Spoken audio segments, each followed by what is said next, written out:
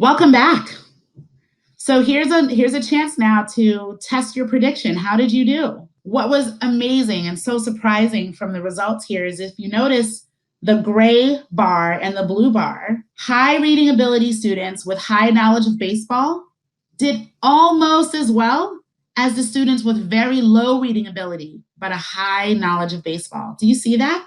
The gray and the blue are almost even in terms of performance on this test. So as long as you knew enough about baseball, whether you struggled with reading or not, you were able to do just as well as the high readers who also knew about baseball.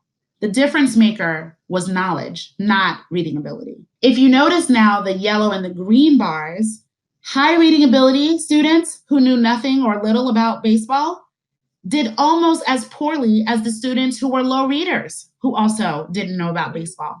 So it didn't matter if you were a super high reader.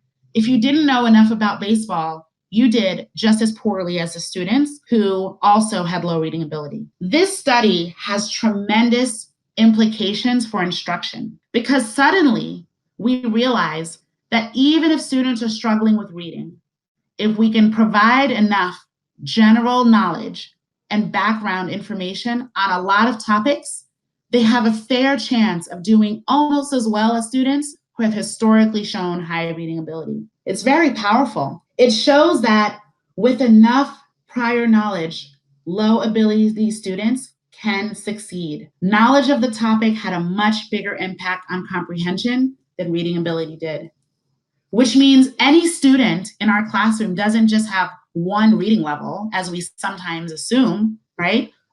Johnny, he's a low reader, but actually students have many levels depending on the topic and depending on how much knowledge they have. It's why Johnny might be sitting in his history class and he seems to not be interested and not able to read a thing. But you put him in his automotive class and suddenly he's reading manuals and he's engaging in material that is far beyond what is his reading level, but he knows enough to be able to move up and to succeed. So it makes us question as educators, what opportunities are we doing to make our readers stronger?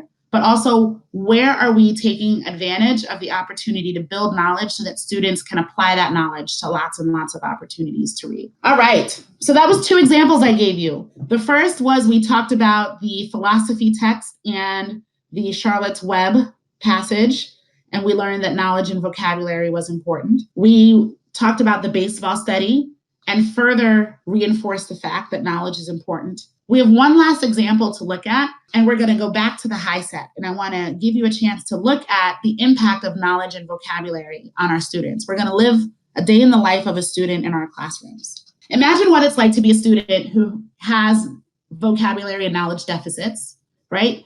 You don't know a lot of words. You don't know a lot of things. You haven't traveled. You kind of been in your town or your city your whole life. And, this is who you are. What is it like to face that high set and think about what it means to do a high school equivalency exam, to be able to get a job, to be able to move forward, and how important and stressful that could be for students? It's test day. It's high set day.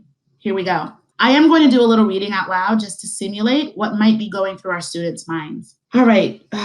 Judicial review, the power of the courts to, the legality of governmental acts usually refers to the authority of judges to decide a law's, although state courts exercise judicial review prior to the something of the Constitution, and the something is more often traced to the, I don't know. This isn't making any sense. Let me just skip to the end. Let me maybe see if it makes more sense at the end.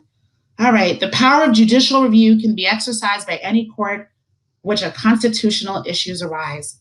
I don't know. I don't know what this is. Let's just move on. Let's see if I can answer the questions.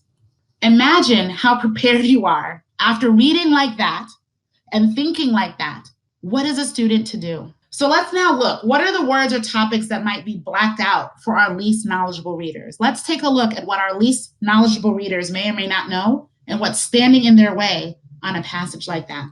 The words determine, constitutionality, ratification, doctrine, prevailing, supremacy, conformity.